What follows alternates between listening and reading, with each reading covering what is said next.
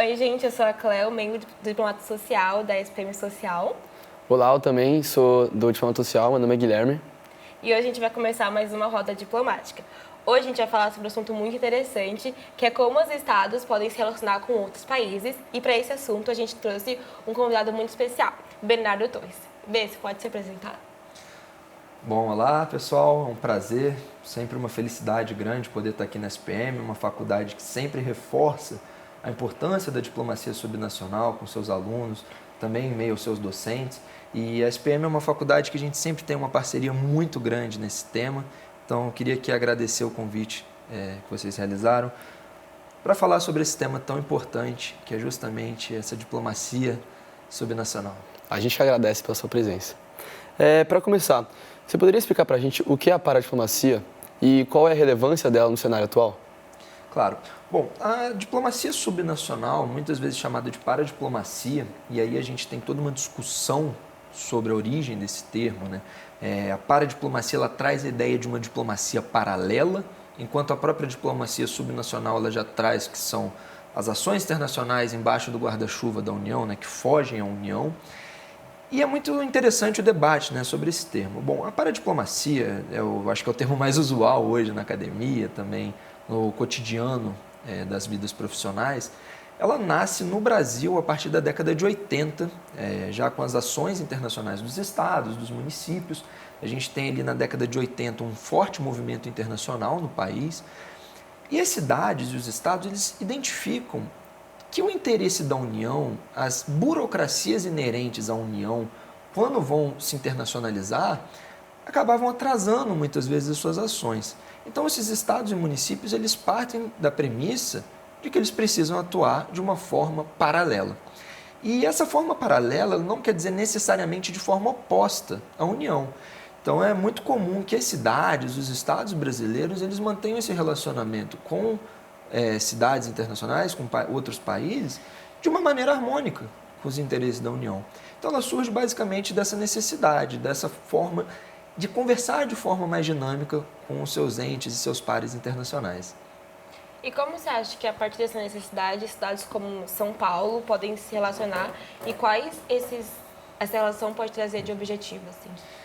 Então, as relações internacionais e subnacionais, elas são muito diferentes quando a gente fala de uma cidade pequena, uma cidade média, uma cidade grande, por conta até da temática que é inerente a essas cidades. Então, quando a gente fala de São Paulo, que é a quarta maior cidade do mundo, é uma cidade de proporções continentais, a gente tem uma diplomacia muito focada na economia, essa diplomacia subnacional.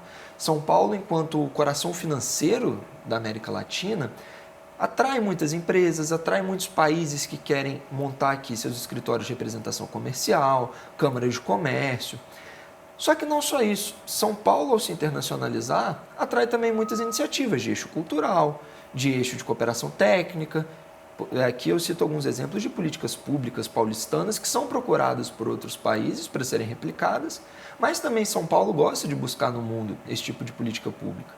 Agora, quando a gente faz um recorte para uma cidade média, para uma cidade pequena, a gente tem outros focos. A gente tem o foco também ali de uma necessidade básica, de uma cooperação ainda em movimentos embrionários.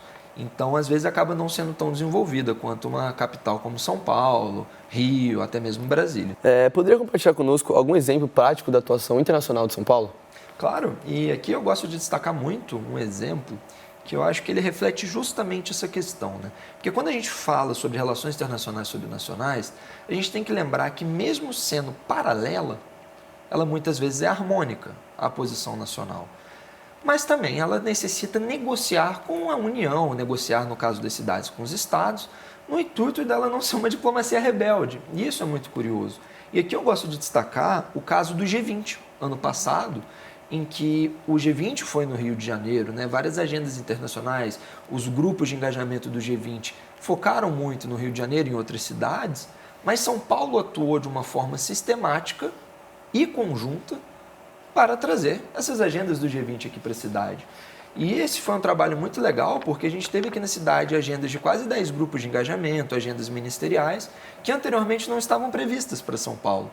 Então isso mostra que a mobilização internacional, ela passa também pela mobilização nacional, mobilização institucional. Então esse eu acho que é um exemplo muito bacana. E você acha que esse exemplo já trouxe alguns benefícios mais concretos para a cidade de São Paulo?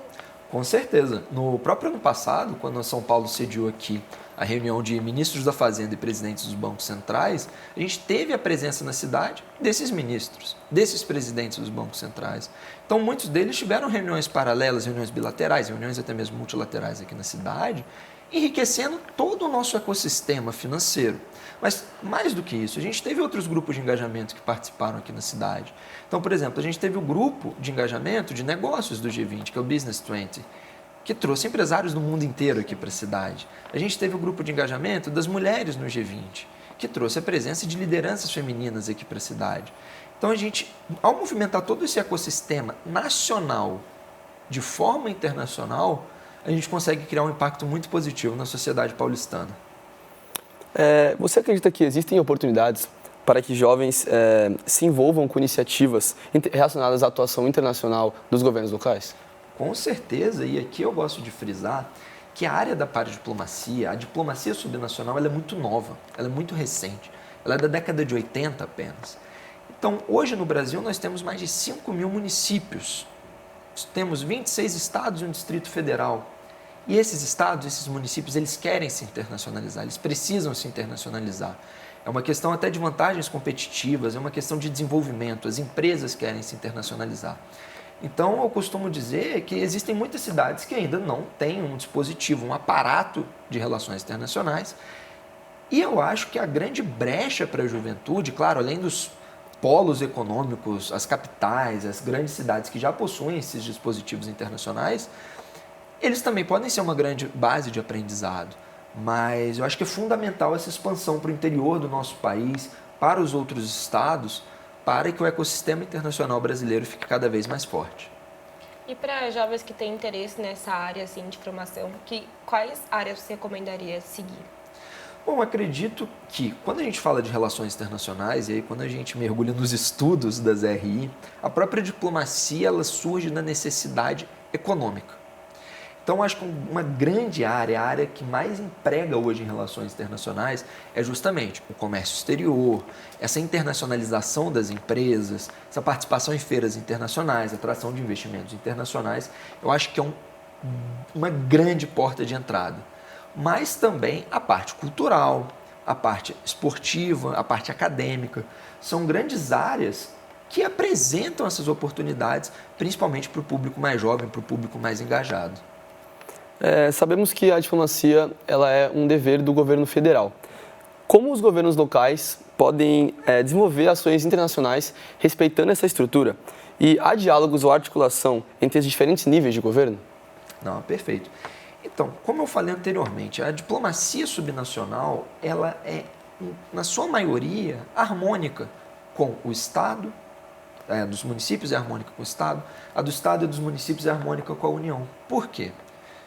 No final do dia, todos nós somos brasileiros. Então, acaba sendo, claro, tem os posicionamentos e as cidades no intuito de melhor atenderem as comunidades estrangeiras que elas sediam. Então, a gente tem cidades que têm grande influência cultural de outros países. Então, quando a gente para analisar essa relação, ela geralmente é harmônica. E aqui eu destaco o papel brilhante de vários braços do Ministério das Relações Exteriores, como o Escritório de Representação Regional em São Paulo, que é um grande parceiro, que tem uma atuação maravilhosa, sempre muito receptivo às necessidades da população estrangeira aqui presente. Então, o ERESP, eu tive a honra de trabalhar no ERERIO, que é o escritório do Rio de Janeiro, sempre esteve muito presente. Mas outros braços também do Ministério das Relações Exteriores têm aí uma grande atuação nesse sentido. Mas sim, geralmente é harmônica essa relação, ela é muito positiva e são raros os casos em que existe alguma desarmonia, mas ela rapidamente é sanada. Agora, para concluir, assim, voltando no tópico dos jovens brasileiros, a gente sabe que o nosso projeto é voltado para jovens de rede pública ou estadual de São Paulo. E aí a gente queria saber como que você indicaria, o que você daria de dica para esses jovens que querem seguir por essa área, mas sendo de ramo da rede pública, que muitas vezes não tem muito apoio.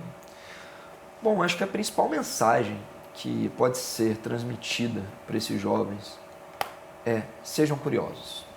Porque a curiosidade, ela abre portas, a curiosidade ela faz com que a gente tire dúvidas, ela faz com que a gente se engaje. Então, nós temos várias oportunidades aqui na cidade de São Paulo, várias. Desde consulados, câmaras de comércio, empresas, eventos.